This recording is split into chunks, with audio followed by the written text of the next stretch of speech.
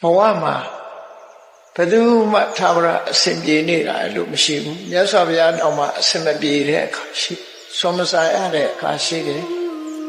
မကောင်းတဲ့အစားအစာတွေနဲ့အမြတ်တာနေရတဲ့အခါမျိုးရှိတယ်လူတို့ရဲ့ကြီးညိုလေးစားမှု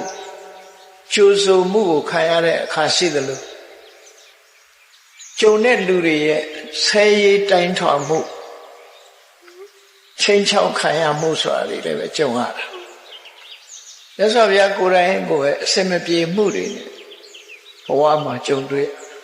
အဲ့ဒီအစင်မပြေမှုတွေဘဝကပေးတဲ့ဖန်တီးတဲ့ဒုက္ခတွေလာဖြစ်လို့ဘာနဲ့ဖြတ်ကျော်တော့ဆိုတိခဏ်ချင်းခွင့်လွှတ်ခြင်းနဲ့ပဲဖြတ်ကျော်တခါတော့မြတ်စွာဘုရားမိန့်ကြားခဲ့တဲ့စကားလေးဟာဘုန်းကြီးတို့တွေမှတ်သားပြီးတော့လိုက်နာစရာကောင်းတာအဟနာကောဝသင်္ကမေသဗ္ဗတောပဋိတံတရအတိဝါကျံတိတိခိတံဒုတိလောဟိဘောဇနောဆိုတာငါဟာစစ်ပွဲဝင်တဲ့စစ်မျက်နှာရှေ့တန်းမှာဒီရှေ့တန်းကထွက်ပြီးတော့တိုက်ရတဲ့ဆင်မြောင်ကြီးတို့ပဲစစ်ပွဲမှာရှေ့တန်းကနေပြီးတော့ထွက်ရတဲ့ဆင်မြောင်ကြီးတို့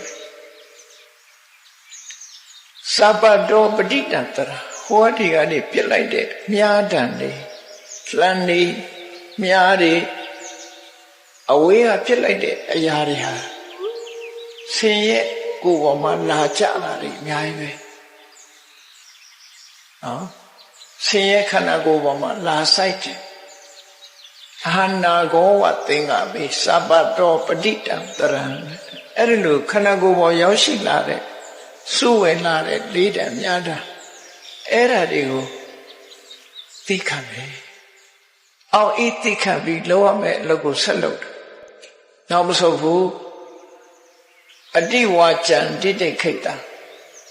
လူတွေရဲ့စော်ကားမော်ကားပြောဆိုတဲ့စကားတွေကို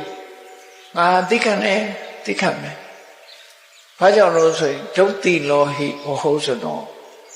လောကလူအများစုကကိုချင်းတရားမကောင်းကြဘူးကိုချင်းတရားမကောင်းတဲ့လူတွေခြားတယ်မှာသိခံခြင်းမှာတပါးတခြားလောက်ဆရာမရှိဘူး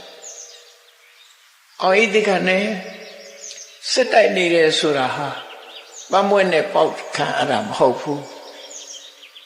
လက်နဲ့ထုခံမှာဖြစ်တယ်